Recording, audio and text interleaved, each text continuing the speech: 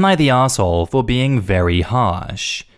My 36 female, son, 14 male, has been acting out a lot. I'm trying to give him appropriate consequences, etc., but his father/my ex just undoes everything that I try to implement. My ex doesn't care if our son does anything as long as it doesn't affect his athletic abilities, and it's created a cool dad and evil mom dynamic. Anyways, I had a mini vacation planned for the weekend.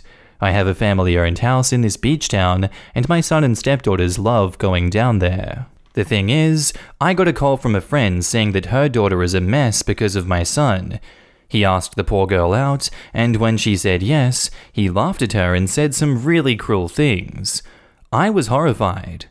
I asked him about it, and he rolled his eyes and told me that it was just a joke. When I tried telling him that these jokes hurt, he told me that I was being ridiculous and that his dad and stepmom would think it's funny. He then said that he wishes I was as cool as his stepmom. I told him that I am his mother and that my first priority is being his mum, not being cool. I then told him that we are no longer going to the beach house. He also has to apologize to the girl, and if he ever bothers her or any other girl again, then the consequences will be a lot worse. I then proceeded to drive him to the girl's house and made him apologize to the girl in front of her mom. He said he was sorry, and I also said it. I bought her a necklace and took the money for that from my son's allowance as well. The girl was a lot happier, and her mom said she appreciated the apology. While driving back home, my son started yelling at me and said that that was the most embarrassing thing he's ever had to do. I told him to imagine how the girl felt when he did that to her in front of everyone. He just said whatever and was like, "Can we go to the beach now?" I said no, we can't and we won't. He started yelling again and said that I was doing too much over a joke and that if the girl accepted the apology, then why am I making things so difficult for him? He also said that since I embarrassed him, this was the least I could do. He later called my ex, who told me that I was a major asshole for being so harsh, and he more or less repeated what my son said. I don't think I'm an asshole in the slightest, but I see how I'm being harsh. I just wanted some perspective because X and his wife and my son are begging me to reconsider and relax. Am I the asshole? No, he deserved what you did to him, absolutely. Your ex enabling things doesn't make it any easier on you, and I sympathize with you there. Though given that they don't want to work with you and make this easier for both you and your ex, I don't see any good way out of this one, unfortunately. Though I can say that in this situation, I don't think you're the asshole, so not the asshole. Now in the comments, not the asshole. Way to be an awesome parent and hold your child accountable. I can definitely see why you split from the ex. Like, in what world is it a joke to screw with another person's emotions like that? I would have done the same thing if I had kids. And OP says, "Thank you. I'm really trying. I love my son, and I don't want him to grow up thinking he can do whatever he wants to people. My ex, he actually cheated on me, and that's why we split, but his attitude was definitely a factor as well. Sadly, it's gonna be difficult because your ex is in the picture, but you definitely should not doubt yourself or feel guilty. There's a lot of boys and girls in this world who need or needed parents like you. Never forget that."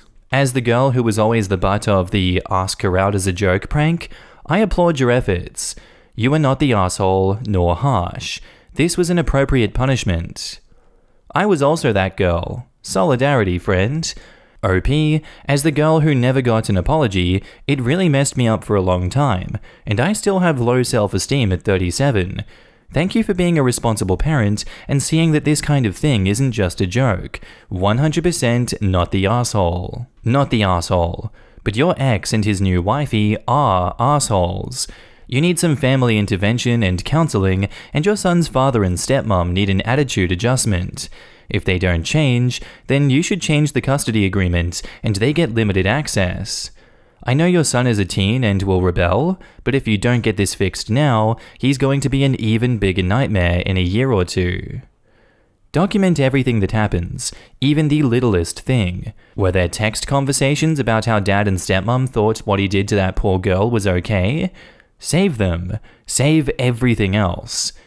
Both of these comments. X is turning your son against you, which is generally heavily frowned upon by the courts. Not the asshole, your ex probably taught him it was okay to treat women less than. There was a post yesterday, I think, about a single father who bought his young daughter flowers from a florist just because. His colleague saw him and said he was wrong for creating unrealistic expectations. Your ex is like that colleague who doesn't understand how to treat women correctly, and he's blaming men who do treat women with respect for making getting women difficult for men like him. I'm guessing it has something to do with the reason he is your ex. He's also teaching his son not to treat women correctly. You did the absolute correct thing here. And now onto the update. Hi, I just wanted to make this post before I move on. I kept my word. No beach house, no matter what my ex, his wife, and my son said about me. It was hard, and I broke down on Sunday because even though I know my son loves me and that he's just angry, hearing him say that he wishes that I wasn't his mother over and over hurts a lot. On Sunday, May 1st, after my breakdown, I told him that he can stay with his dad for the week. My ex was going to have him for the weekend anyways. So yeah, Sunday evening I took my son out. I wanted to try one more time to make him understand and tell him that I love him, and that's why I'm being so strict. I took him to a park that we used to go to, just him and I. I usually took him there when my ex and I would fight, and he would leave us for days to see his sister. He was pretty moody the entire time and called me crazy for wanting to eat on the grass, lol, but he complied. I asked him if he remembered the spot and he said yeah. I then talked to him about everything. I also reminded him that there is nobody in this world and beyond that I love more than him. He was silent the entire ride to his dad's house, and I thought I screwed up until we arrived and he said, "I love you too, Mum." It was so hard to keep the tears in. I had to take a break from driving home because of how emotional I was. Monday and Tuesday were calm and nothing out of the ordinary. Wednesday night was different. My husband and I were out while the girls were with my in-laws when I got a call from my son. He was just quiet but asked if I could pick him up. I called my ex, who just told me that our son was being dramatic, but I was welcome to take him. It was obvious that him and his father had a pretty bad argument about something. I asked him what happened since the ex kept telling me that it was nothing, and it turns out my ex cheated on his wife. His wife confronted him and brought up the fact that he cheated on me. Ex proceeded to insult me and call me names. My son heard everything and put it together. My son was distressed, and I really wish he didn't have to find out. Not like this. When we got home, my son collapsed in my arms and kept saying that he was really sorry for everything. I managed to calm him down, and he fell asleep on the couch.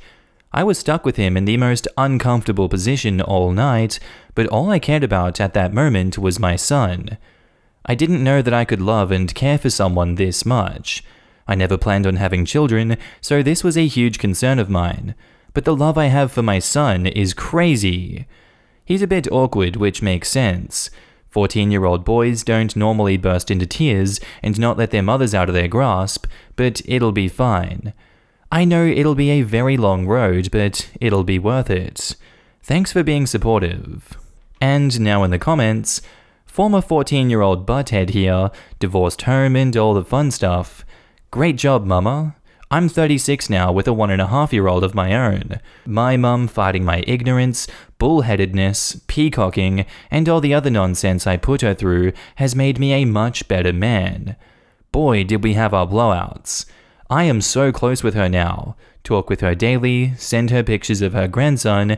She recently moved across the country to be closer to us, and I couldn't be happier.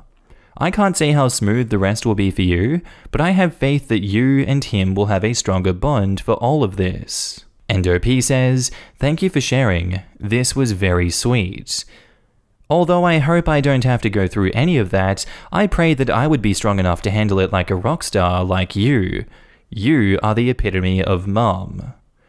Hey, I was an asshole son as a kid too, but my mum fought for us and wanted the best for us. My brother was worse and fought her more than I did, but I did my fair share. Fast forward a few years and we are very close. That kid will remember what you did for him, the lesson you taught for him, and the love that you gave him. Thanks for being a good mom. Your story was heartwarming. You taught him one of the best lessons a parent can teach, that you are true to your word, authentic, can be trusted, and are strong enough to protect him. You're a great role model. Thanks. You don't have to be their friend to be a great parent. You sound like a great mom who is doing her best to make your teen into a great adult. Yup, parenting is about care, guidance, and support. You shouldn't be an asshole to your children, but you shouldn't be their friend either. They have plenty of those outside of the house. Kids need a role model, structure, and a safe space to ask for advice or support. OP is a good mom. The problem here is the crap dad trying to be cool and not realizing that by not setting limits and consequences, he is harming his son. Good for mum for being a decent parent despite not having the dad's support. Not just trying to be cool, weaponizing their son against his mom. Sadly, pretty common. I'm glad that despite my parents' divorce being a mess, they were a team when it came to raising us. Our next post is titled, "My wife wants me to marry her BFF." So, my wife, 36, and I, 40, have been married for 12 years. We get along very well, and our relationship is great. My wife and her best friend, I'm going to call her May. May is my wife's best friend since they were young. She's a good woman, but she's still single, and being single at this age is difficult in the countries of the Middle East because she can no longer find love easily. It's sad and unfair, but these things are still things that exist. To make it long, my wife comes to see me today and tells me what I think of May. I tell her that she's a good woman. This is how she told me that she would like me to marry May and that she has no problem with it, that the two get along well, and that May would like to have a child before her 40s because it'll be harder/impossible later to have a baby. I was shocked coming from my wife because she's of the jealous type. Not to the extreme point, but... And I wanted to clarify that in our religion, it was allowed under certain conditions. Treat both fairly and equally in everything. But the problem is that I don't want to. I can't marry a woman I don't love and sleep with her, and I know I will be unfair to May, and she won't be treated like my wife. I told my wife my opinion and that it was no, but she insisted that I think about it, and she keeps telling me that it's sad for May because she wants a child and she cannot have recourse to a sperm donor because it is religiously prohibited, and in any case, we don't have a sperm bank here. I'm going to sound stupid here, but I don't know why. I'm afraid she has something going on between May and my wife, and that's why she wants me to marry her so that she can stay with us all the time. What should I do? And what's a good answer that I can give to my wife to convince her that my decision is not wrong and that I can't marry her BFF or even sleep with her? And now in the comments... You should ask other elders, but I'd say in Islam, it says you have to be fair and equal to your wives. If you feel like you can't do that, and that you don't want that, then say no. It's simple enough. It is incredibly difficult to be equal in marriage to multiple wives, so I'd recommend against it. If I may ask, why are only men allowed multiple partners? Is there some inherent superiority of males over females in Islam? It was also because back then, due to the constant fighting and wars, there would be less men than women. The ratio of men and women was devastating, so that it is possible for every woman to get married and have a family, there had to be some kind of polygamy. Islam has put a limit, and that is only 4 wives. Some people think you should reach out to the other people who share your culture. However, I disagree. You do not want to marry May, so do not marry May. Your wife doesn't have to understand or even agree with your position.